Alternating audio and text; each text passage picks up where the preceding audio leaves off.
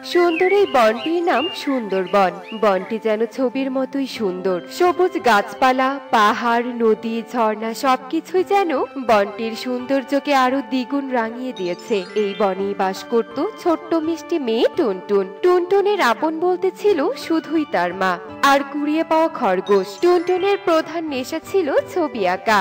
টুনটুন, টুনটুন, তুমি এখানে বসে ছবি আঁকছো? টুনি মাসিকে দেখলাম বাড়ির দিকে আসতে। মাসি যদি এসে দেখে যে তুমি ছবি আঁকছো তাহলে কিন্তু ভীষণ বকবে। কি কি বলছো তুমি এসব খরগোশ? মা এদিকে আসছে? এই রে, মা যদি আমাকে আবার ছবি আঁকতে দেখে তাহলে তো ভীষণ বকবে। কিরে মা টুনটুন, তুই আজকে পড়তে বসেছিস? যাক, ভালোই হলো। আমি তো ভেবেছিলাম তুই পড়াশোনা বাদ দিয়ে আবার সেই ছবি আঁকছিস। তুমি আমাকে সবসময় কি ভাবে বলো তো? আমি তো সে কখন থেকে মনোযোগ দিয়ে পড়াশোনা করছি।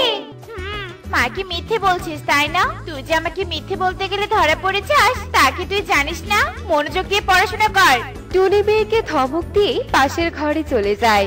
এই যে খরগোশ, মা তো আমার চালাকি বুঝে গেছে। তুই এখানে থাক, আমি ছবি আঁকা শেষ করে নেই। টুনটুন আবারও ছবি আঁকতে মনোযোগ দেয়। টুনটুনের পড়াশোনায় একদম মনোযোগ ছিল না। এভাবেই তার দিন কাটছিল। টুনটুন, তুই আবার ছবি আঁকতে বসেছিস? তোকে আমি আর কত করে বোঝাবো বলতো? বিকেল হয়ে গেছে, মাঠে তোর মতো বাচ্চাগুলো খেলাধুলা করছে, আর তুই কিনা বসে বসে ছবি আঁকছিস। যা, এক্ষুনি খেলতে যা বলছি। হ্যাঁ টুনটুন, তুমি সারাক্ষণ ঘরে বসে থাকো, আমার সাথে তো একটু খেলতেও যেতে পারো। চলো না টুনটুন, চলো না। ওহ, আমি বুঝতে পেরেছি খরগোশ, তুমি এখন আমাকে নিয়েই যাবে। আচ্ছা ঠিক আছে, চলো। তবে হ্যাঁ, বেশিক্ষণ খেলবো না কিন্তু। মার খরগোশের কথা শুনে টুনটুন বাধ্য হয়ে খেলতে মাঠে চলে যায়। ওয়াও, কি সুন্দর এই দৃশ্যটা! আমি যদি এই দৃশ্যটা একটা ছবি আঁকি তাহলে তো অনেক সুন্দর হবে, তাই না খরগোশ? ও টুনটুন, তুমি আবারও সেই ছবি আঁকার কথা বলছো? এই ছবি আঁকার জন্য একদিন তোমার অনেক ক্ষতি হবে, তুমি দেখো। না খরগোশ, আমার কোনো ক্ষতি হবে না। একদিন আমি ছবি এঁকে সবার মুখ উজ্জ্বল করবো, তুমি দেখে নিও। আমার বিশ্বাস, কোনো কাজ যত্ন করে আর ভালোবাসা দিয়ে করলে তা আমাদের ক্ষতি করে না। ঠিক আছে ঠিক আছে, এখন তো চলো ওদের সাথে খেলা শুরু করি।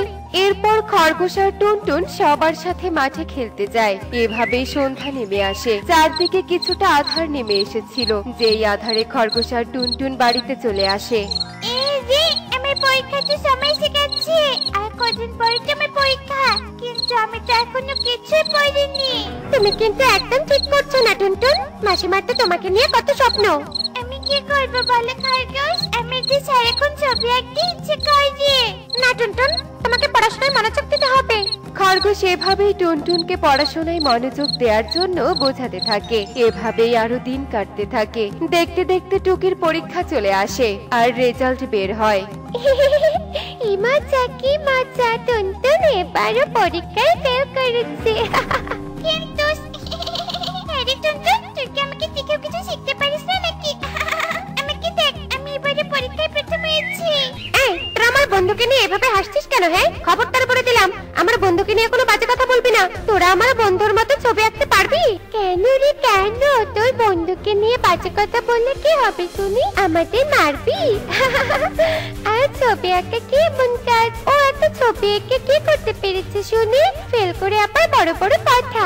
সব বন্ধু বান্ধবীরা টুনটুনকে নিয়ে অনেক হাসাহাসি করতে থাকে। আর টুনটুন মন খারাপ করে খরগোশকে নিয়ে বাড়িতে চলে আসে। এভাবেই প্রায় বিকেল হয়ে যায়। টুনি, এই টুনি, শুনে যা এদিকে, শুনে যা। হ্যাঁ বলো ময়ূরী দিদি। কি রে, তুই তো আমায় খুব বলেছিলি সেদিন তোর মেয়েকে নাকি ডাক্তার বানাবি, কিন্তু শেষে কিনা তোর মেয়ে আবার ফেল করলো। কি বলছো ময়ূরী দিদি? এই গরিব টুনির মেয়ে হবে ডাক্তার? হাসালে গো হাসালে।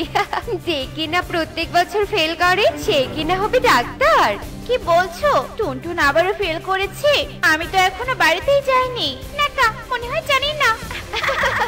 টুনি তাদের কথা শুনে অনেক কাঁদতে থাকে আর অপমানিত হয়ে বাড়িতে চলে আসে। কি মা, তোমার চোখে জল কেন? তোমাকে কি কেউ কিছু বলেছে? বলো না মা, বলো না।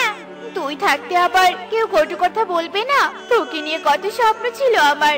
তোর বাবা মারা যাওয়ার পর থেকে অন্যের বাসায় কাজ করে আমি তোকে খাওয়াচ্ছি, পড়াচ্ছি, যে কখনো দুমুঠো খাবার পেট ভরে খায়নি, আর সেই তুই কিনা পড়াশোনা বাদ দিয়ে সারাক্ষণ ছবি এঁকে আবারও ফেল করলি। এই রে, মাসি তো ভীষণ কেঁপেছে, এবার কি করে সব সামাল দিব? কি রে, চুপ করে আছিস কেন? আমার কষ্ট তো কখনো বুঝলি না। ইচ্ছে করছে ঠাস করে একটা থাপ্পড় তোর গালে বসিয়ে দেই। তুমি আমাকে মারতে চাইলে মা? হ্যাঁ, মারতে চেয়েছি। চোখের সামনে থেকে সরে যা, নয়তো এবার সত্যি সত্যি মার খাবি। মায়ের এমন কথা শুনে টুনটুন বাড়ি থেকে বের হয়ে যায় আর হাঁটতে হাঁটতে জঙ্গলের গভীরে চলে আসে আর একটি মাটির উঁচু ঢিপির পাশে বসে পড়ে। মাসিমা তো কপড়ে গেছে, এবার কি করবে টুনটুন? জানি না, তবে এবার আমি একটা মিষ্টি পরে ছবি আঁকবো। তুমি তো জানো খাইগো, ছবি আঁকলে আমার মন কত ভালো হয়। ঠিক আছে, তোমার যা ভালো মনে হয় তুমি তাই করো। এরপর টুনটুন মনোযোগ দিয়ে একটা মিষ্টি পরীর ছবি আঁকতে থাকে আর পরীর ছবি আঁকার পরপরই ঘটে যায় এক বিস্ময়কর ঘটনা। কি অবাক করে কাণ্ড গো! আমি কি দেখছি? আমি তো তোমার ছবি আঁকলাম, তাহলে তুমি এখান থেকে জীবন্ত বের হলে কি করে? বলবো, তোমায় সবটা বলবো। তুমি যে আমার কি বড় উপকার করলে তা আমি তোমায় বলে বোঝাতে পারবো না। কি বলছে পরি?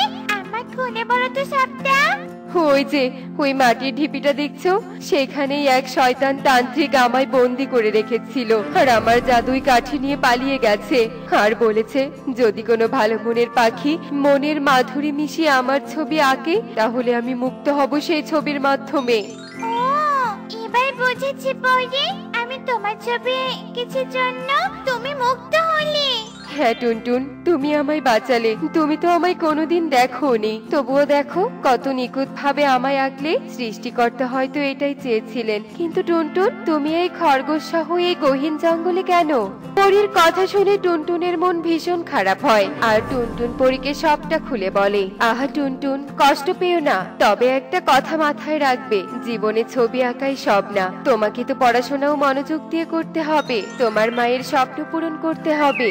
তুমি ঠিকই বলেছ পরি, আমি মায়ের সব কথা মনোযোগ দিয়ে শুনবো। তবে পরি, তুমি কি এবার তোমার জাদুর দণ্ড উদ্ধার করবে?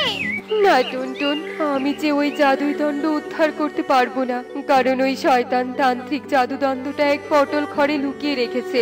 সেখানে সাধারণ পাখি ছাড়া অন্য কেউ প্রবেশ করতে পারবে না। তাহলে তুমি শক্তি ফিরে পাবে কি করে পরি? আর ওই তান্ত্রিককে শাস্তি দিবে না? জানি না টুনটুন, তবে ওই শয়তান তান্ত্রিককে একটা শিক্ষা দিতেই হবে। তুমি চিন্তা করো না পরি, আমি যাবো ওই পাতল ঘরে আর তোমার জাদুই দণ্ড ফিরিয়ে আনবো। কিন্তু তুমি তো অনেক ছোট, তুমি কি পারবে আনতে? হ্যাঁ পরি, পারবো। তুমি আমায় ওই পাতল ঘরের ঠিকানাটা দাও।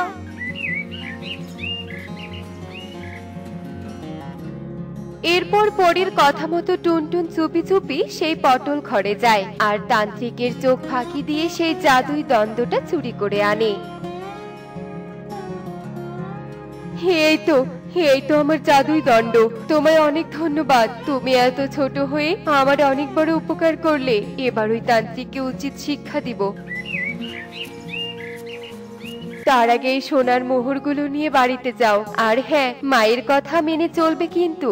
আমি এবার গেলাম তান্ত্রিককে শাস্তি দিতে।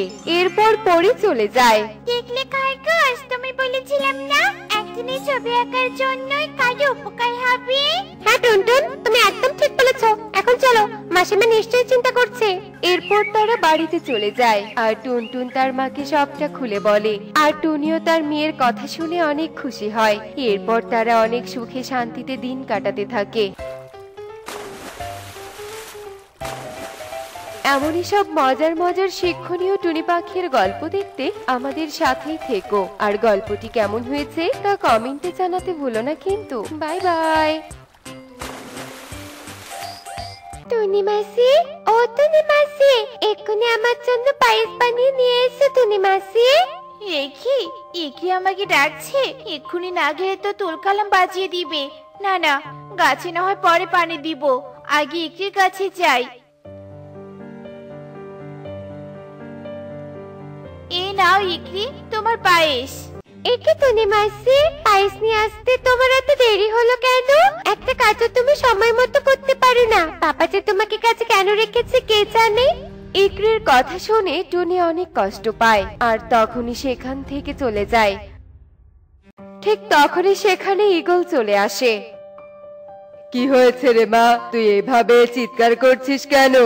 দেখো না বাবা, টুনি মাসি আমার কোনো কাজে সময় মতো করতে পারে না। তুমি বরং টুনি মাসিকে কাজ থেকে তাড়িয়ে দাও বাবা, আর আমার নতুন একটা কাজের মাসি এনে দাও। শোন রে মা, টুনি অনেক গরিব, ওকে তাড়িয়ে দিলে যে ওর ছোট মেয়েকে নিয়ে ও না খেয়ে থাকবে। তাতে আমাদের কি? গরিবটা না খেয়ে থাকলে আমাদের কিচ্ছু যায় আসে না। আমি তোর মধ্যে অনেক অহংকার দেখতে পাচ্ছি রে মা। একটা কথা জেনে রাখ, অহংকার অধপতনের মূল। তাই সময় থাকতে মন থেকে সমস্ত অহংকার মুছে ফেলে দে।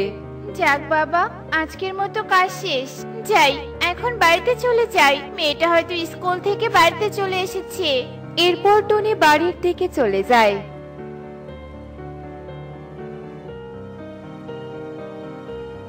একে খরগোশ, তুই প্রতিদিন একই রকম ফুল নিয়ে আসিস কেন বলতো?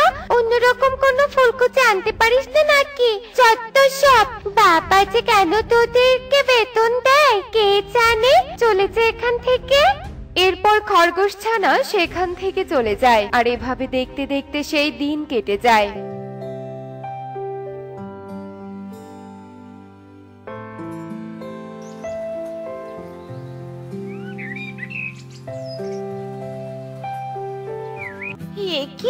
আমি কি দেখছি?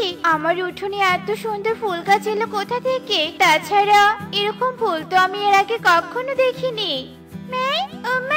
এই ফুলগুলো দেখতে অনেক সুন্দর, তাই আজকে থেকে এই ফুলগুলো আমি বাজারে বিক্রি করতে নিয়ে যাব। এতে তোমার অনেক উপকার হবে। ঠিক বলেছিস রে মা। ঠিক আছে, তুই গাছ থেকে ফুল পেড়ে নিয়ে বাজারে যা, আর আমি মোড়ল বাবুর বাড়িতে গেলাম। এরপর টুনি মোড়ল বাবুর বাড়ির কাজে চলে যায় আর টুকি এক ঝুড়ি ফুল পেড়ে নিয়ে বাজারে চলে যায়। টুকি, এই টুকি, এত সুন্দর দেখতে ফুলগুলো তুই কোথায় পেলে রে? আমাকে তো দিবি। আমি কি ফুল দিত? এই নে পাঁচজন, আর 10 টাকা দে।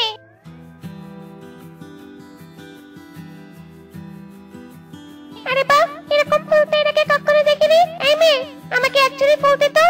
এই নাও তুমি এক ঝুড়ি ফুল, আর আমাকে 500 টাকা দাও। এই ফুলগুলো মোড়ল বাবুর মেয়ের জন্য কিনেছি, বুঝেছিস? আর ইকরি ম্যাডাম ফুল কিনলে কাউকে টাকা দেয় না, তাই তুইও কোনো টাকা পাবি না।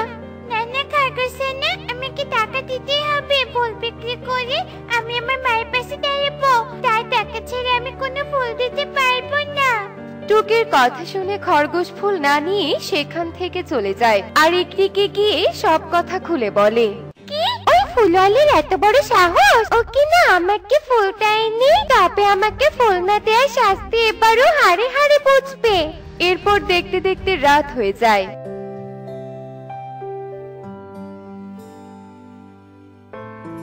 আর রাত হতেই ইকরি একটা কুড়াল নিয়ে টুকির বাড়িতে চলে যায় আর টুকিদের উঠানে থাকা ফুল গাছে কুড়াল দিয়ে আঘাত করে আর সাথে সাথে ইকরি একটা বানরে পরিণত হয়। এদিকে গাছটা থেকে সব ফুল অদৃশ্য হয়ে যায়। একে আমি হঠাৎ বানর হয়ে গেলাম কেন? হায় হায় রে, আমার কি সর্বনাশ হয়ে গেল। যাই, এক্ষুনি বাড়িতে চলে যাই। এরপর বানর রূপে ইকরি বাড়িতে চলে যায়। এই বানরাই, তুই এখানে কেন রে? হ্যাঁ, যা বলছি এখান থেকে চলে যা। এই রোয়ানাই, তোর এত বড় সাহস! তুই আমাকে আমার বাড়ির সামনে থেকে তাড়িয়ে দিস? পাপাকে বলে আজ তোর চাকরি বাতিল করে দিব। সরে যা বলছি সামন থেকে। এরপর বানর রূপী ইকরি বাড়ির ভেতরে চলে যায় আর তখনই তার সামনে ঈগল চলে আসে। এ কি দারোয়ান, এ কি? বাড়িতে দারোয়ান থাকা সত্ত্বেও বানর প্রবেশ করলো কিভাবে? এই তোরা কে কোথায় আছিস? এক্ষুনি এই বানরটাকে তাড়িয়ে দে। বাবা, আমাকে তাড়িয়ে দিও না, আমি তোমার মেয়ে ইকরি। এ কি রে মা, তোর এমন অবস্থা হলো কি করে? না না, বাবাকে সত্যটা বলা যাবে না। না মানে মানে বাবা, আমি বুঝতে পারছি না। তুমি তাড়াতাড়ি আমাকে আগের মতো করে দাও বাবা। ঠিক আছে রে মা, তুই মোটেও ভয় পাস না। আমি কাল সকালের মধ্যে তান্ত্রিককে নিয়ে আসব। এরপর দেখতে দেখতে সকাল হয়ে যায়।